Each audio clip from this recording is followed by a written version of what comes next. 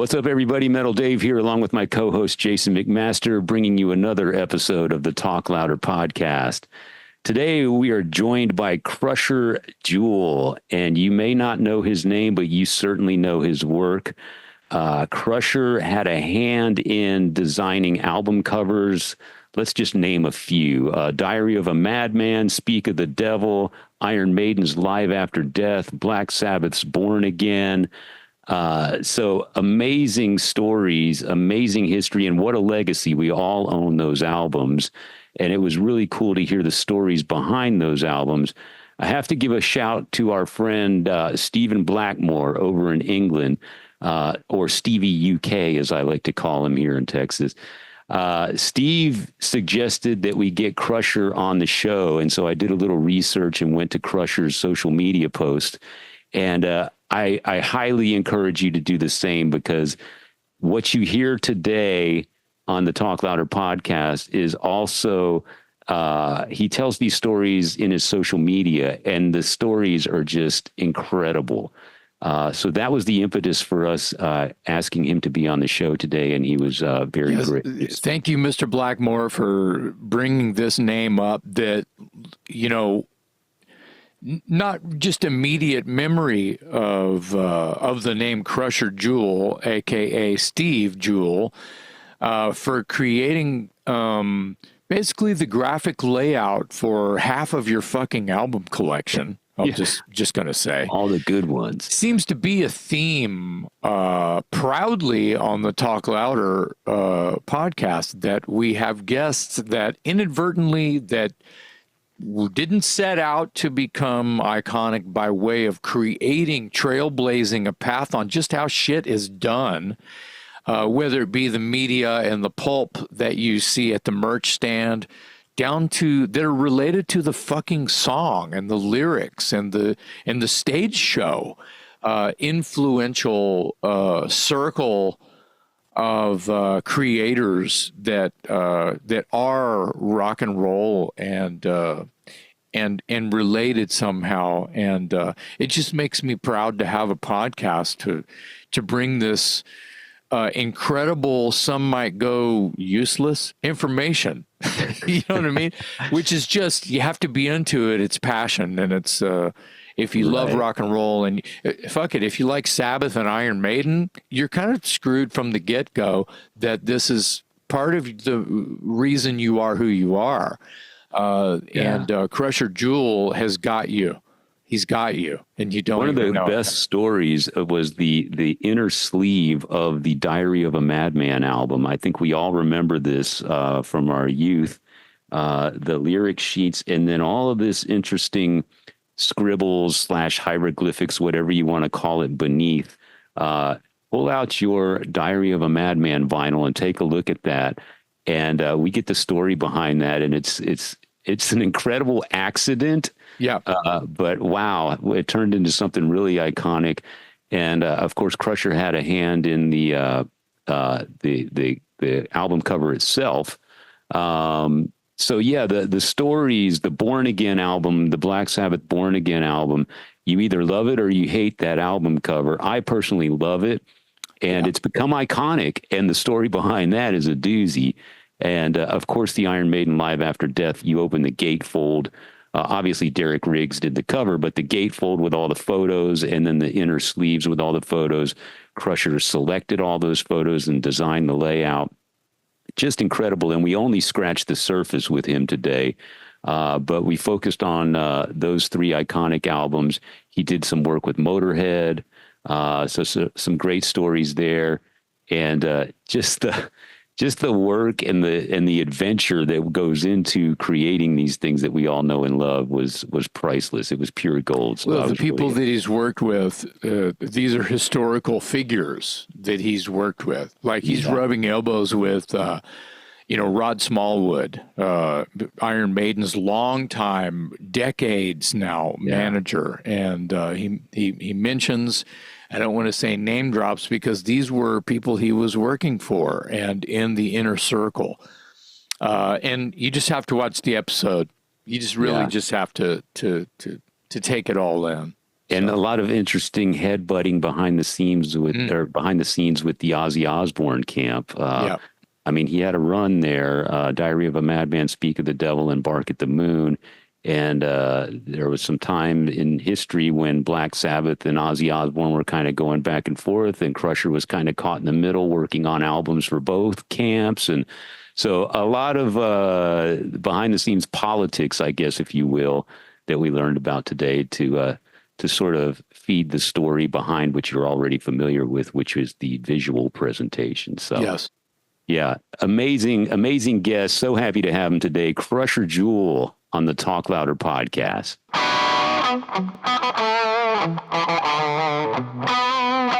Yes, there he is. Yes, victory. Yeah.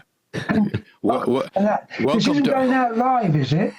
No, we record it and we edit. We edit in post, so you're good. Yeah, you're fine. So just real quick, we go through this a lot. I had technical difficulties this morning. I did an interview this morning at 9 a.m. our time.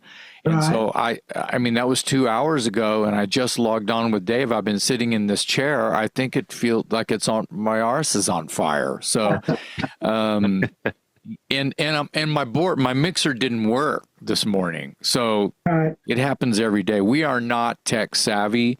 No, so neither am I. Yet we have a podcast going on 3 years. I can't believe we survived this far. Still don't know how we're doing it. Yeah. So Well done. welcome and thank you for joining. So you're both in different parts of your country. Well, we're both in Texas. I'm in Austin, and Jason is in a smaller town right outside of Austin. I'm only 30 minutes away from David. So Yeah. Right. Yeah. Right. So, and where are you? Sorry. yeah. Oh, I'm in a little place called Corson Staunton. It's in the middle of fucking nowhere. It's in Gloucestershire, which is a very it's where all the rock stars retire to. Wow. All the 70s rock stars, Stevie Winwood. Yeah. Wow. John Entwistle, before he died, used to live around here. Okay. I think Richard Ashcroft from The Verve, he's moved in. But yeah, there's a lot of. It seems like a popular place to retire. Okay. Yeah. It's the Florida of England. Yeah. Oh, let's hope not. It's where our king has his country estate. Ooh. Okay. Right. Right. Yeah. Okay. Unfortunately, I've not been invited yet. Unfortunately, What's wrong with him? Unfortunately, our king has his estate in Florida as well. Yeah. Unfortunately, yeah. Let's not get off track. I'm not looking to be invited. So Yeah, right. Exactly. So do we call you Krusher or do we call you Steve? Yeah, Krusher. Krusher. Yeah, All right. call me Steve as my mother. Okay, got you. So I have to confess, you were brought to my attention by our friend Stephen Blackmore, who lives in the UK, and he used to come to Texas for South by Southwest every year. And so we've been friends for, I don't know, 20 years or something like that. And he mentioned that I need to check out your Facebook page and learn a little bit about you and consider you for a guest on the show. And I looked at I think I looked at 2 or 3 posts and went, sold. This guy, oh my God, the stories, man. It's insane. But I understand first that you, for all intents and purposes, kind of got your start at Kerrang and then kind of moved into album design. Is that correct? No. I actually was doing album covers before Kerrang. It was the album covers that I think gave me the edge to get into Kerrang. By then, I think the album covers I'd done were Diary of a Madman, I think Speak of the Devil, and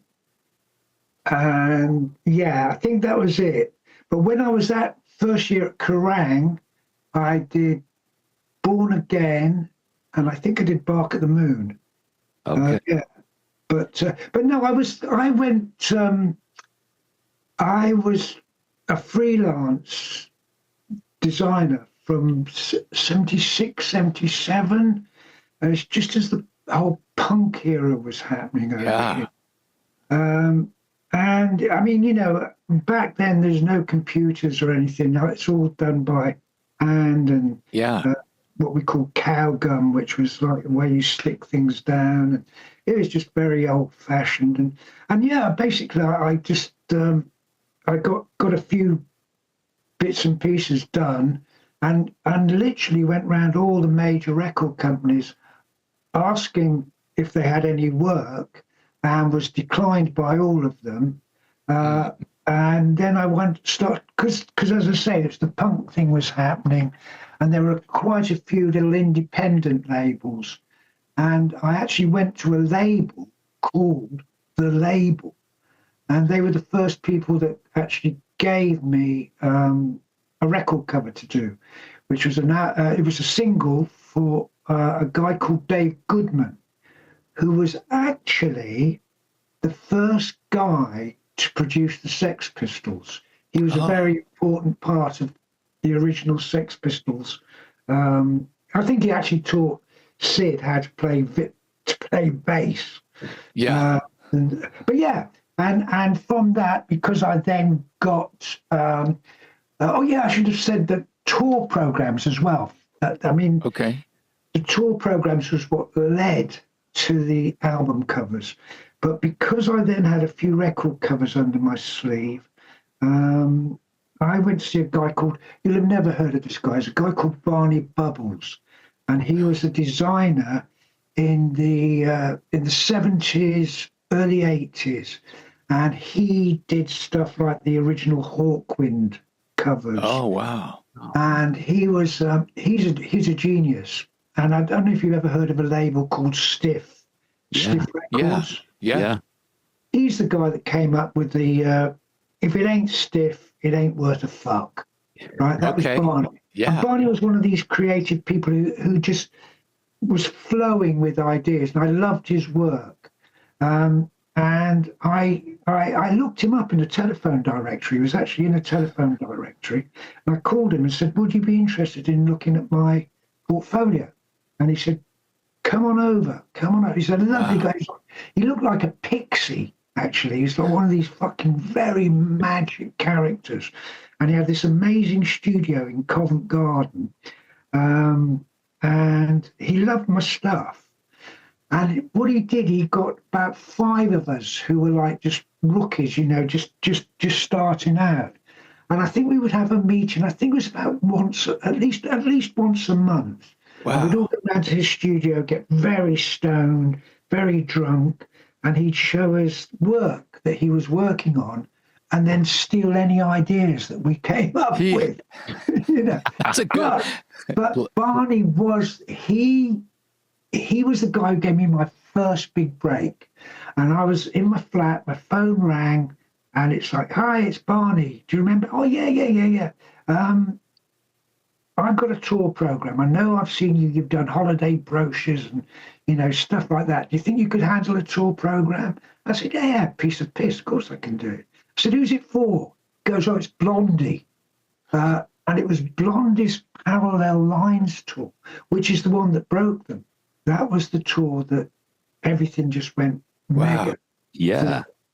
And the merchandise company that was handling that tour program was also the merchandise company that was handling Motorhead's tour merchandise, because the woman who ran the merchandising company was married to Motorhead's manager, Doug Smith. And when I went in to pick my check up for the Blondie tour program, she said, pop down into the office below. Doug, my husband, wants to see you and have a word with you. And I went in, and Doug is just an amazing character. And he was managing Hawkwind. He had, I think he had stuff to do with ZZ Top and Aerosmith at the time. Definitely the Plasmatics. He had his fingers in many pies. But he said, look, I love your Blondie tour program. We're going to do a tour program for Motorhead. And would you like to do it? I said, yeah, I'd love to do it. And it was the first ever tour program for Motorhead. It was for their Overkill tour, although I always thought it was called the All About Being Loud tour, because there were a couple of pages in it that just had Lemmy's back with his bass and just in big letters, All About Being Loud. But yeah, it was for Overkill. And through that, I got more work from Doug. I went on to do the Overkill tour program, the Bomber tour program, the Iron Fist tour program, Wow. the Ace of Spades tour program, and the Another Perfect Day tour program. Wow. Holy I actually crap. did the cover for the Killed by Death single, which was a piece of piss because it's just a black cover with a tiny little Motorhead logo in the corner. And I had some great photographs to work with because the guy that I did the covers with for Ozzy initially was a guy called Finn Costello. Oh, yeah. He's done. He goes back to doing Kiss live, the first live. Well, I think all the live albums. Deep Purple's Burn. I mean, he just did everything. Yeah. And it was again, it was just pure luck. I went into the merchandise offices again to pick up a check and probably a couple of, the latest program that I'd done, and Finn was there talking about doing a Rush program because he worked for Rush as well. Did quite a few album covers for them, and Eve introduced me to him and said, "Oh, Steve's doing." I wasn't Krusher back then; I was still Steve. He's doing quite a few programs for us. And Finn said, "Have you got any?" And he said, "Right, I'm doing this Rush one. Would you be interested?" And I was like, "Absolutely, loved it." He said, "It's going to be my photographs and the original lyrics, hand lettered by Neil." Oh, yeah. Wow. Which I actually got to hold and, had copies made of so I could do that. And we did it. It was called, it was for I can't remember the name, the actual tour it was. But. What year was it? Oh, God, you know what? I really can't. Would it be Hemispheres? 77? Yes. No, it'd be a bit later than that. It'd be 78, 79. Oh, maybe. okay. But anyway, and then because he liked the tour program, because I'm working on he did the first Ozzy Blizzard of Oz albums cover. He did the photography for that. He said, "I'm working on this new one with Ozzy. Would you like to come on board?" And I said, "Absolutely. Absolutely." And that was like, I'd done an album cover for Hawkwind. I did Hawkwind's Live 79. And that was obviously through Doug and the Motorhead offices. But which I consider that's like my first big boy album cover. But my real big boy album cover was Diary of a Madman. So Diary, you did, you're credited as designing the set. Is that correct? I kind of, I came up, as I say, back then we didn't have computers or anything. You'd come up with some rough ideas. I'd come up with about, if I was lucky, I'd come up with 6 rough ideas. And my whole concept for that was the Hammer Horror. Do you know if I say Hammer Horror? Yes. Do you know, have you heard of Hammer Horror? Yes. It's a UK film company who made things like Bride of Frankenstein and Dracula. They had Peter Cushing and Christopher Lee. Yeah, those are the kings of that genre. Yeah, and Hammer Horror. It was almost like a coalition. Yeah, with those actors and creators. Right. Yeah, exactly. I have some. They're not collectible, but I have some soundtracks from those films on a CD somewhere. But I love Peter Cushing and Christopher Lee, and just they were great. It was a movement in art. Yeah, so there's that. There you go. So we're talking about the Diary of a Madman.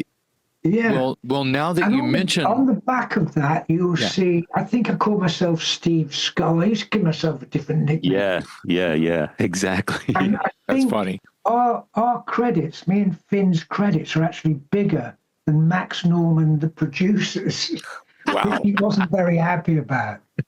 Yeah. So here's the story that you posted recently that I think is amazing. So the inner sleeve on Diary of a Madman, everybody is familiar with. It's got two sheets of song lyrics, and then below it is sort of this scribbled hieroglyphic type stuff that when I was a kid, everybody was trying to decipher it because they all thought it was some satanic message or something.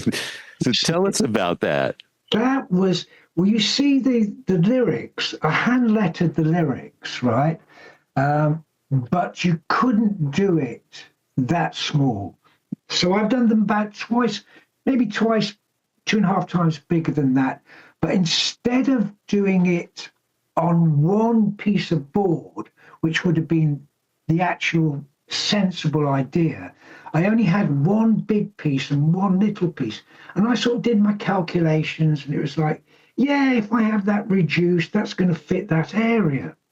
And when I had it reduced, it didn't fit that area. And I had all of that space where you got the scribbles, right? And I got a phone call from the record company saying, we're sending a taxi to pick it up. And I'm like, oh, God, right. I mean, everything was done. It was all stuck down. Everything was done. And I worked out, I've probably got about 30, 40 minutes before the taxi gets here. So I just there's a pencil that is, it's like a very thin blue line. And I just drew some straight blue lines. So I had a grid to work on, you know. And then I literally just scribble as fast as I could. And apart from one bit where it says Pam and the number 4, it says Pam on one line, number 4 on the next, and on the one below that it says Mr. S, which is very hard to read, to be honest. But yeah, it says Pam for Mr. S, and Pam was the girl my girlfriend at the time. And it was a bit of romance, you know. I could, look, Pam, your name's on the album sleeve. Yeah. And then literally as I finished and I wrapped it, the bell rings, the cap's there, and off it goes. Off it goes to America to be printed.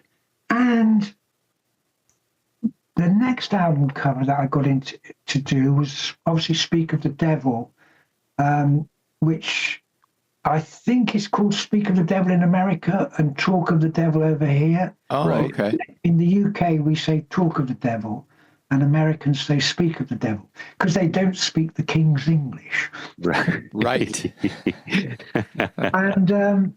And so I actually got flown over to America. That was there's some great stories with that. First of all, they put me up in the Park Hotel, which is where Ozzy was living when he went mad after leaving Sabbath, and was holed up in this hotel room, eating pizza, snorting coke, drinking. And where is the Park Hotel? It's in LA. Oh, it's in Los Angeles, right? That's right. Okay. Yeah, and that Park Hotel. Yes. Yeah. Anyway, I knew that this was the place where, and I was wondering, I wonder if she stuck me in the same room. But I don't know why. Suddenly I get a phone call, oh, we're moving you from the park. I think I spent one night there. We're moving you to the Sunset Marquee, right? And I'm like, okay, fine. They said, we're sending a limo to pick you up, you know, get your stuff ready. And so off to the Sunset Marquee, where next to me was fucking Slim Jim from Stray Cats. Yeah, Slim Jim Phantom. The film actress Britt Eklund, who he was fucking very loudly every night. And anyway, so I'm there. again, I'm coming up with just rough ideas, pencils, pens, just on a bit of paper, then I get to go to Sharon's place, which I didn't realize was Howard Hughes' old house that her father had bought or had signed a deal on, or he didn't get to sign the deal. He got Sharon and her brother to sign the deal. So when it all went to shit, they were responsible for it. And it did years later. Anyway, it's an amazing fucking place. And sorry, I diverse. And that's okay. Sharon goes, "Oh, you've got to see this." And she pulls out this videotape, and it's some evangelical TV show from your country with this preacher going on about the evils of rock and roll. And he pulls out that album and points to the sleeve and goes, this is evil. And then he pulls out the inner sleeve and points to the scribble and goes, "This is the hand of Satan." Victory. Yeah, that talk about a major win. Yeah. Yeah. So, and we all had a laugh about that. And when we actually did speak of the devil, which was supposed to be, the Randy Rhoads double album, Tribute. Yes. Yeah. Speak of the Devil was supposed to be tribute, right? Right. And I know the reason, because Sharon still owed 2 LPs for her father, right? And they were going to do tribute, but she found out that Black Sabbath, who her father was also still managing, were releasing Live Evil. Right. Mm-hmm. So she made her mind up that she was going to get Ozzy to record Black Sabbath songs live in New York and release it 2 weeks before the Black Sabbath Live Evil came out. Right. Which, they're just typical. They'd had a major falling out by this Sharon and her father, all because she wanted Ozzy's management and he was really reluctant to give it over, even though she'd married him. And it's just fucking dreadful shit. They didn't speak to each other for 26 years. Right. Are you talking Sharon and her father? Right. Yeah. It was only because of the Osbournes, and Sharon suddenly thought, "Oh, well, this will look good if I get my father back and we reconsider, oh, Dad, isn't it great to see you again?" Knowing full well that he was suffering from Alzheimer's and didn't have very long to live. But it's just one of her ways of, I won't go into too much detail. Yeah. You don't have to. It's a popular topic. Yeah, I think most everyone people are talks aware, about, but you have firsthand experience. Yeah. Well, the father, he makes Sharon kind of look, amateur hour. Wow. First time I ever met him was when I was going in to talk about doing the Black Sabbath album, Born Again. Born Again, yeah. And again, this was because of their Sharon and Donna, her father's feud. He wanted to get that's the one. Did you do the cover or did you do? I did everything on that album you see. But let me tell you the story. Yeah. That's all mine. I've got it's behind me in my portfolio. I've got most of the original. Tell us about this, because this cover, people either love it or hate it, and I love it. Let me tell you. Thank you. But yes, it's iconic. Actually, the cover it became a serious conversation piece. Whether who the singer is on it or not, it became a huge deal. Well, what happened? You see, Don spent most of his time in America, right? Spending all the money he'd stolen from the Electric Light Orchestra.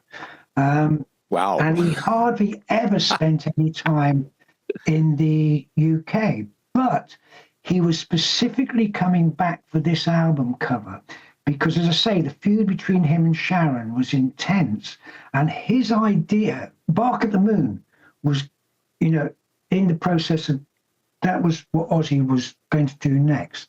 And he knew that. And he wanted to steal as many people from Sharon's camp, Sharon and Ozzy's camp, to come over to the Black Sabbath camp and fuck things up. So because I was doing Ozzy's sleeves, I got asked, you know, would you come in and have a... So I go in, and as I say, it's the first time I've met Don, and his son David's there. And I used to have a little Jack Russell that I used to take everywhere with me. And we'd been in and out of those offices so many times. I could just go in. I'd talk to Lindsay, the receptionist. I'd let, his name was Bullseye, my little dog. And I'd let Bullseye off, and he'd run around the office. Everybody knew him in the office. Oh, Bullseye, hello, you know, how are you? I'd have a chat with Lindsay. Anyway, this time I let him off, and about 30 seconds later, Don Arden comes out of his office with a gun in his hand, threatening to shoot my dog. Whose fucking dog is this? If you don't get it out of my fucking office now, I'm gonna fucking shoot it. Wow. And David Arden, his son, is going, no, Don, no, it's Steve. He's coming. He's doing the Black Sabbath cover. You know, no, oh, fucking get it out of my fucking office. Right, so I got the dog, put it on the lead, gave it to Lindsay. Going in, David says, "Oh, it's all right. He's, you know, he's always like this." And I'm thinking, me, you know, threatening to shoot someone's fucking dog. Is that normal? Anyway, I get into the office where he's now gone to the other side of the desk, still got the gun in his hand, puts the gun on the table, and then offers to shake my hand, which I reluctantly did. And then we had a meeting about, oh, it's going to be, you know, I've got Gillan coming in, we've got Bill Wall coming back on drums. It's going to be mega, it's going to be a super group, you know, blah, blah, blah. You want to be part of it, right? And I'll pay you double whatever Sharon's paying you and all this bollocks. And I'd already, as soon as he threatened to shoot my dog, it's like, no fucking way I'm doing this album. Wow. But I played the game, I was polite, you know, and went away. And as I say, we used to do rough ideas. And I know I must have come up with at least 4. Unfortunately, I don't know where the other fucking 4 are. The other 3 are, or what they were. But I just thought, what's the worst thing? It's called Born Again. And I had this magazine called Mind Alive. I'm fucking got it somewhere behind here, but we haven't got time to really look for it. So there was this, it was an educational magazine that my parents used to buy me, which had this picture of the baby on the front. Right. And I thought, right, that will do. Put some horns on, some, you know, nails, a couple of fangs, horrible colours. They'll say no. And back then, if they said no, you used to get a rejection fee, which would be about, I suppose, $400. So, you know, it's fair nice rejection fee. Yeah. Beer money. Get some beer money. Yeah. I thought, right, great. I'm going to get some beer money. You know, they'll never admit to this or admit liking it. And I get a phone call. We fucking love it. We love it so much. We've had a costume made for a little person. Oh, no. Come on stage at the beginning of the tour. Spinal Tap. To go with the Stonehenge that doesn't fit into any of the theatres. You know? And that's what it was like. And I was like, oh, fuck, no. So I said, okay, I'll do it. And I'm not joking. I did it all in one night with a guy was helping me with some of the lettering. It's an old-fashioned way of, it's called letter set, where I'm not even going to try and explain it, but he did the letter setting for me. And then I was cutting things out and pasting them up. I'd got the actual best part of the front cover done. and most of the back cover was done. But again, I decided I was going to hand letter the lyrics. Yeah. And wait, hang on 1 second. Just bear with me 1 second. Yeah, if you've got some show and tell, that's awesome.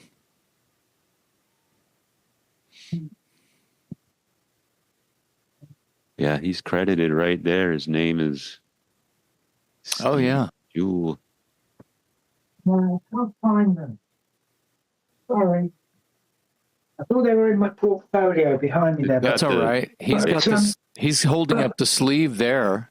Yeah. Yeah. So anyway, I did it correctly this time. I had a big piece of card, and I knew when they were reduced. But because it was the next day, you know, they're going to send a cab to pick the artwork up in the morning, and I was just like, I'm on a deadline here, so I got some real filthy South London speed and a bottle of Jack Daniels, some good dope. Oh, shit. We just went for it. And I remember probably about 4 or 5 o'clock in the morning, the speed was wearing off. And I thought, I've got half a tab of acid somewhere. That'll do. Oh, That'll my God. keep me awake. So I dropped that. And yeah, we did it. We fucking did it. But Wow. yeah, it wasn't, and at the time, I really thought, fuck, this is a piece of shit. So let me ask you, you said if they rejected it, you were going to get about $400. Yeah. Since they accepted it, what did you get paid about? I got about £4,000. Wow. Okay. Which, you know, was a fair amount back then. But what the fucker did, and he'd done it to me with Speak of the Devil and Dora the Madman, he would ask me to go in to pick up my check. And this would be David, Don Arden's son, because Don would be in America fucking buying casinos with fucking ELO's money. And I would go in and David would come out and he'd have, you know, a load on a clipboard. And it'd be folded to the back. And he'd say, yeah, just sign there. It's just a receipt. It's just a receipt. And me being naive and incredibly fucking stupid, signed away my merchandising rights, which for all those albums, you know, would have probably come to about, I don't know, between $250,000, $500,000. Yeah. Yeah. Wow. Easily. That's all fucking money I lost. Yeah. I know that on the Speak of the Devil tour, they were making at least $250,000 cash a night in merchandise. Wow. And I should have had a percentage of that. Oh, man. But yeah, and that's what, as I say, that's the sort of thing that Don Arden would do. Or his family would do. Yeah. So anyway, take us to the Live After Death album, because that's another you know, iconic album. Of course, obviously Derek Riggs did the cover, but you did. Yeah, I went to Derek's whilst he was doing the painting. Actually, and was I have got something of that. Hang on 1 second. If I'm not mistaken, you designed the gatefold sleeve that everyone's familiar with all the live shots. This one. Oh, damn. Right. Yeah. This is a 3D. This is like a display for. Oh, yeah. Oh, yeah. Nice. Yeah, that's cool. For anyone that's listening and not watching, Krusher's holding up a replica of the Live After Death album cover. It looks like a promo piece, and it's 3D and it slides back and forth. It's got some motion to it. It was used in record stores. Yeah, of course. A record store display. It looks like Eddie and the Graveyard are on a separate piece, so it's got a 3D effect. Yeah. If I can find the album. Hang on. Very cool. Yeah, Dave's got the album here. Yeah, I've got the album. Yeah, no, I was gonna point to certain things myself, but yeah, no, it's. I should have organised myself a bit more. No, you're great, But man. yeah, It's all good. with that, this was all came about because I was doing tour programs. I'd done Iron Maiden's Power Slave tour, Wow. which was a great. I loved doing that. That was a work of love, actually. And because they were so pleased with it, they said, right, we've got this live album. Do you fancy having a go at it? I said, I'd love to. And this is what I was working at Kerrang by this time. So I'm juggling several fucking jobs. And I got flown out to Los Angeles again. And this time, Rod Smallwood picked me up from the airport. He's Iron Maiden's manager. Oh, yeah. Yes. Oh, yeah. And he had bought Jimmy Cagney's old house, which was up on the hills just behind the rainbow and all that.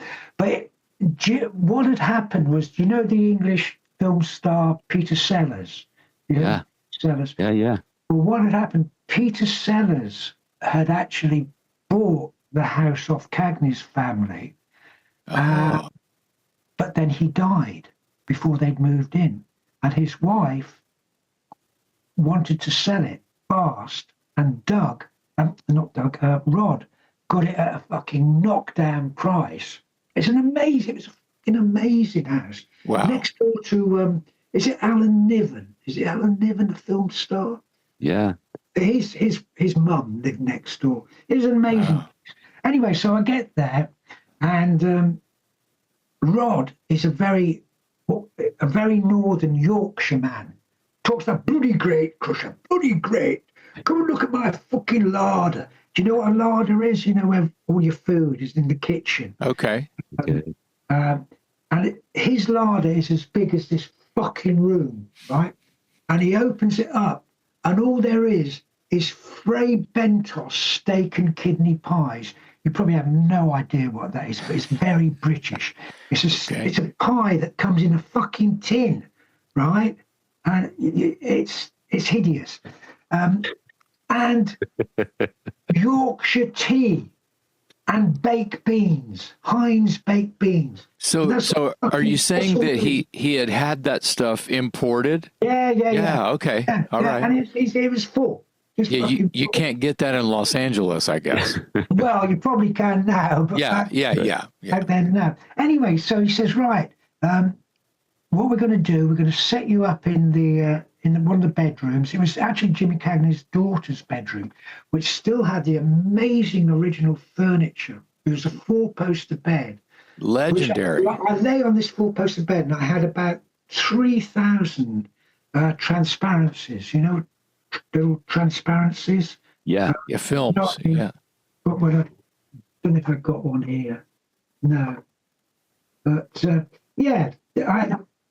all Ross Halfin, the photographer. Yeah. I had a projector, and you could put about 30 or 40 into the projector, and then you just sit there and click a button, and they project up onto the wall, and I go, yeah, that's a good one.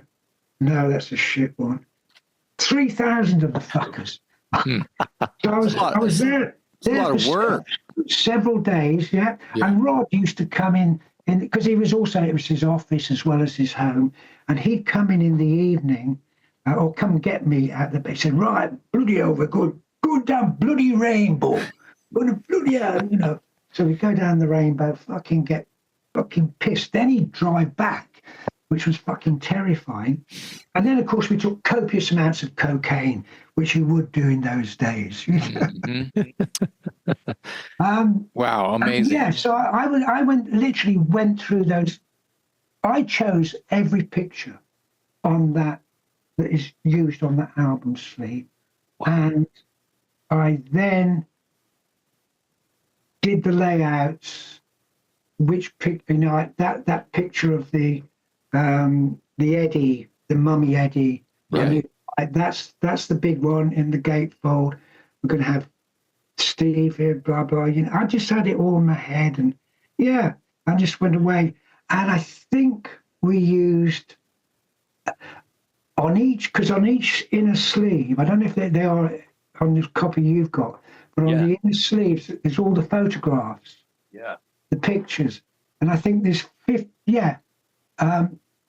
No, that's the book. Oh, that was I think that was an 8 or 12-page booklet. I know what you're talking about, though. Yeah, the other side. Yeah, there it is, the collage. I think there's about 52 pictures on each of those. I mean, it was like the most ridiculously expensive, album sleeve ever. And I chose every one of those pictures, where they went. No one questioned my authority, and designed the booklet. I designed everything apart from the cover. So it's all Finn. It's all Finn Costello's photographs. No, that's Ross Halfin. Oh, I'm sorry, Ross Hal. Okay, wow. All right. Gross half-wit, as I like to call him. Yeah. Gross half-wit. Yeah, he answers to that. So, so I take it. So let's. We've only got about 15 or 20 minutes left, but I do want to touch on your time at Kerrang. Obviously, for people watching our show and people in America, Kerrang, if you're not familiar, was basically the greatest heavy metal magazine in the history of heavy metal magazines. Life-changing. And it came out of the UK. So when you were working there, by the way, did you design the logo, the Kerrang logo? Yes, the crinkly bit. The crinkly logo. They've brought that up because there's one of the Ozzy logos that's kind of splintered and feels the same way as the Kerrang logo. I think I started noticing the styles, and I thought, okay, this might be his work. Yeah, that's an amazing correlation that you put together, Dave. Well, the Kerrang logo is iconic, There it is. It's the same style as Bark at the Moon. Yeah. It is exactly the same style. Yeah. That is just such a bad copy of the original artwork that I did, because they rejected that for Speak of the Devil, but they kept a photocopy. And because I had a big falling out over the Bark at the Moon merchandising, which I asked Sharon for, they fucking used my photocopy of the rejected one. Dirty bastards. They paid me for Speak of the Devil, and I couldn't. That again. That's how. But yeah, Kerrang. I came up with the logo, the spiky logo. And were you doing the layouts? I mean, I remember a lot of Kerrang. The layouts, the spreads looked a lot like. Well, and now in my young mind, it's not so young anymore. I have a memory of, my favorite band's tour programs and the layout in Kerrang magazine looking similar now. When I'm now talking to you today in this conversation, I'm like, so I want to move fast forward to the question.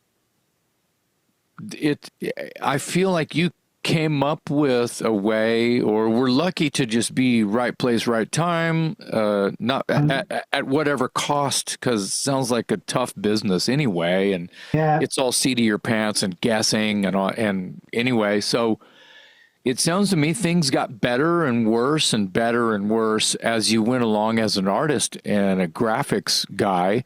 But my question is, how does it feel? I mean, you have obviously had an impact on people like me and Dave and just rock and metal fans from, buying T-shirts and tour programs and endless nights of worshiping and reading and inadvertently memorizing the names on the sleeve and album covers and lyric layout and photographs and by memory being able to draw some of the things that you were working with on our school books and folders. It just as kids. How do you feel when you hear someone that's just been... I feel humbled and honored. I really do. I mean, it took over our fucking lives. I mean, we were obsessed with just the whole way that, and you had a big play. I mean, It's Huge. hats Huge. off to you. It's I want to give you a hug or something. Oh, thank you, man. Thank you. Yeah, of course. Going very quickly back to the Speak of the Devil, we actually, although there was the rooms around the inside of the gatefold, when you open it up, Yeah. there's a picture of Ozzy with the little man. Yeah. Those rooms are actually a quote from Ozzy about Randy Rhoads, right? That we didn't change. I hand lettered everything on that fucking cover. It's a whole different story. But on the back of the cover, if you look carefully, somewhere in it, it says no hidden messages in all of the scribbles. We carried on with the scribbles on that. Wow. It says no hidden messages. Yeah. Yeah, I mean, you have certainly established a legacy, whether you think of it that way or not. As Jason says, I mean, the two of us and everyone watching and listening to our show owns Diary of a Madman and Born Again and Live After Death, and we're all familiar with Motorhead, of course. Yeah. And I just love the fact that I love, we often talk to the musicians on this podcast. And I love it when we find somebody who played such an integral role in what we've become familiar with, the design, the album cover. And it's great to hear the stories behind that, because we don't often hear that kind of stuff. Oh, pleasure. An absolute pleasure. Well, you kind of set the standard. It was the way it was done after they saw your work. And that's just the truth. Yeah. Well, I mean, you're not setting out to be a trailblazer when you're doing this.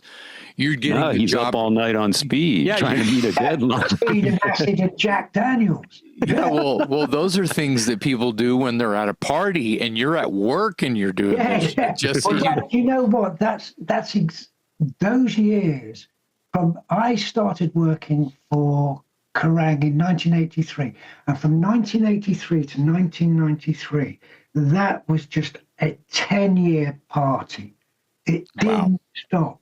And I went from not just designing Kerrang, I was still doing the album covers, the tour programs, but then I got a radio show working for the BBC.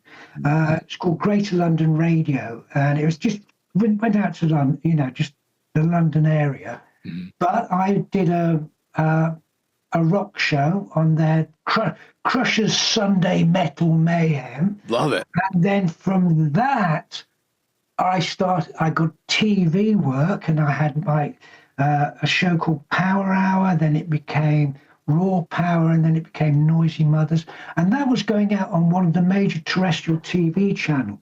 Are some of these episodes maybe on YouTube now or something? You can try, but there's not a lot. If you look up Noisy Mothers, you might find some stuff. Wow, but cool. I've got them all. I've got them all. I've had them digitized. And I'm thinking, I want to do something with them, but legally, am I going to get sued? All of that stuff. Yeah, you've got to get a lawyer, make some phone calls. Yeah. I'm doing Kerrang, I'm doing the radio show, I'm doing the TV show, I'm still doing the albums and tour programs. And then the biggest club in London, the Hippodrome Club, which holds 1,800 kids, has this most amazing stage that rises up and people like Frank Sinatra, Barbra Streisand, they all used to play the Hippodrome, but they decided that they want to have a rock night, which became me as the DJ. Whoa. And that became the most successful rock night that club ever, probably one of the most successful nights that place ever had.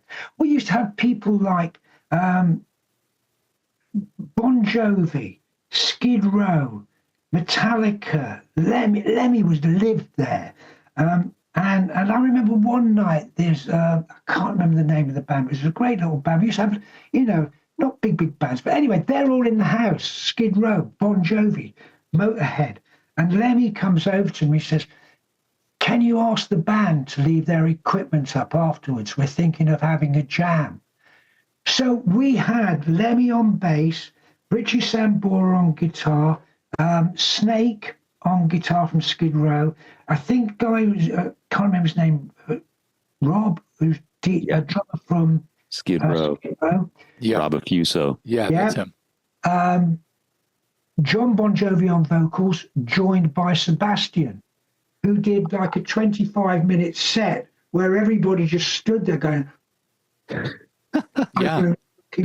And I remember one night, again, it was Bon Jovi were in town, Bon Jovi were in, and Metallica were in, and we had this VIP box, which only held about 8 people. But, you know, it's nice. It's, you know, you could see the dance floor, you could look at the ladies and all that shit. And I remember Metallica and Bon Jovi fucking having handbag fight over who's going to have the VIP box. And unbelievably, fucking Bon Jovi won. Wow.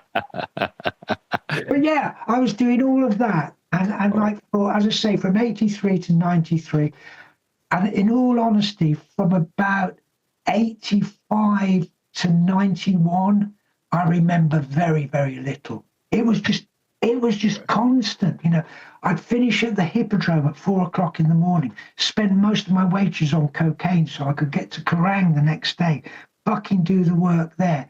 Then in the evening, go and do pre-production for the radio show.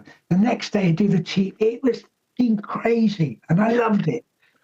You know, I have friends who have, and they're people that I've met, you know, on one of those big metal cruises or at a festival in Europe or something, and I see them once every couple of years, and I'm like, oh, you're the guy that has the largest Kerrang magazine collection in the world. And I don't know the fellow's name I know him by face. I don't recall his name. He goes, yeah, and he's always got his wife with him. Yeah, she's still letting me keep them. I haven't thrown them out yet. And so he would probably love to chat with you and show. If you ever need to remember, you said the years that you've lost and you don't remember, he could remind you. I've got a lot of, I do have a lot of the Kerrangs. Cool. Yeah, that's great. Yeah. Are you still doing design work? Only for myself. Okay. I do T-shirts and okay. I've just done a back patch for a Krusher back patch, and I do patches and just for myself. Do you have a website? Yeah, www.krusher.co.uk. Yeah, if you have a look at the website, there's a few good stories in the. If you go into the, I need to do a lot of work on that, but it's if you go into the shop, there's some very cool stories about some of the prints and stuff that that are on. I've much like Dave said earlier. I went in myself, and I wouldn't even call it research. It was just a joy to skim through some of your Facebook stories that are correlating with you talking to us today. Right. Just about the Motorhead program and the picture of Fast Eddie with the fish and how they had to destroy those programs because Eddie didn't. There was another program we did for Black Sabbath, Heaven and Hell. We did 2 programs for that. But the first program, Geezer Butler decided that his name wasn't said enough or written about enough in the program. Oh, weird. But instead of destroying them, we had 5,000 stickers printed where we mentioned Geezer a little bit more and stuck them over the one of the pages. Wow. Wow. Who was in charge of the sticking process? Do you know what? That was a great story. There was a promoter over, a guy called John Curd, very famous part of the punk scene. He was great. He's just a real character. And 5,000 tour programs. We all went round to John's place. John had this huge, big round table. And there's about, I don't know, 8, 10 of us all sat around the table with a mountain of cocaine in the middle of the table. I'm sensing a theme here. Yeah. No, the drugs. I've stopped the drugs now. Do you know, I stopped taking cocaine after Keith Richards gave me some of his. Because it's like, what's the fucking point? That's the real stuff. The shit that they sell on the streets is just fucking shite. But you know, I very quickly, I did, which I haven't mentioned, I also used to do the Monsters of Rock festival in the UK. Okay. I was compere for that in the, I think, 94, 95, 96. And because of that and my connection with Ozzy, I did the US Ozfest in 1999 Wow. and 2000. And I behaved myself in 99. That's when Black Sabbath were headlining. But in 2000, Pantera was special guests on the fucking, and fuck me, that was a 2.5 month non-stop party. Yeah. Jesus Christ. Welcome to Texas, huh? Yeah. We played in the we played somewhere. It was a racetrack. I think we played. Yeah. Houston racetrack, something like that. And afterwards, I think we all went down to. It might have been after or the day after. We went to Vinny's strip joint. Oh yeah, Vinny's. Yeah. Oh, yeah, Vinny Paul, the clubhouse. Yeah. That was a Yeah, nice. that's I wasn't a great lover of strippers until I went there. that's a dangerous place. Yeah.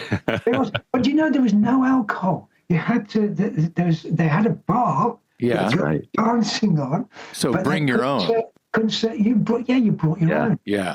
But of course, went- sorry. I went there one time. I had interviewed Vinny, and as thanks, I guess, for helping promote. He was doing the Rebel Meets Rebel album with David Allan Coe and Dimebag and Vinnie Paul. And so I did an interview with them, and it published in this magazine. And anyway, the publicist then invited us to the clubhouse. And she told me ahead of time, there's no alcohol, you bring your own. So I remember me and my Johnny Venom went with us. Jason knows Johnny Okay. Venom. Yeah. And my wife, and we took an ice chest Yeah. full of beer because we didn't want to run out of anything. And we had a great time there, and Vinny was very hospitable. He is. And David Allan Coe was there, and I often said I felt like I was sitting next to a killer, and for all I know, I was. Yeah. That's an amazing album, though. Actually, that. Yeah.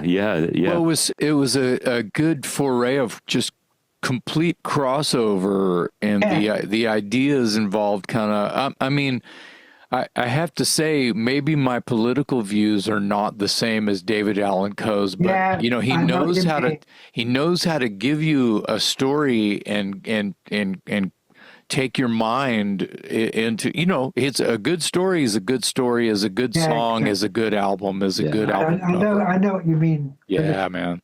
So Krusher, how do you pronounce your last name? Joule. Okay, I want to make sure I get it right. Like a diamond, a jewel. Yeah, like a jewel. Yeah. Except it's, do you know Joule, the unit of energy? There's a unit of energy called Joule. Okay. Check out your physics.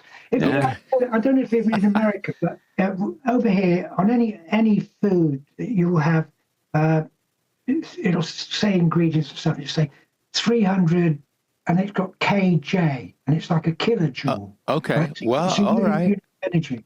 Okay. I was related to the guy, James Prescott Joule, who fucking worked that shit out. I'm useless in physics. Yeah.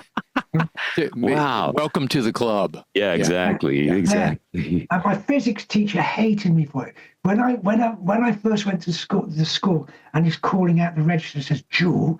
I said, "Here, sir." He goes, "You're not related to James Prescott." I said, I am. He said, come up here. And he's showing me pictures and shit like that. 2 weeks later, when he realizes I'm absolutely shit at physics, he just made my life hell. To the point where my father, at one parents' night, punched him out. Oh my God! Oh. Wow. Well, he had that's his fault for having too high expectations of a rock and roll guy. Yeah, exactly. Right. Yeah. Although I was only 11 at the time. Oh, okay. That makes the story even better. And he still gave you shit. Yeah. Wow. Okay. Well, Krusher, man, we I feel like we only scratched the surface with you. What a career, what a legacy. Maybe another time we'll do another one. Fantastic. I'd love to, man. Because I've got more stories, believe me. Oh yeah. Oh, I'm sure. We really, as I mentioned before, appreciate the albums you've worked on. They're iconic. Everybody owns those albums, and it's so cool to hear the story behind them. And we appreciate you taking the time to join us today. Wow. Yeah. Just amazing stuff. I mean, incredible. So I'm so pleasure. Yeah. And so thank you. I know it's 6 p.m. over there in the UK on a Sunday. So we'll let you get back to dinner or another beer, whichever you prefer. I'm going to beer with my dinner. Yeah. Well, thank you so much for joining us. On behalf of my co-host, Jason McMaster, I'm Metal Dave, along with our special guest today, Krusher Joule on the Talk Louder podcast. Thank you so much, man. Till next time, rock hard, rock heavy, rock animal.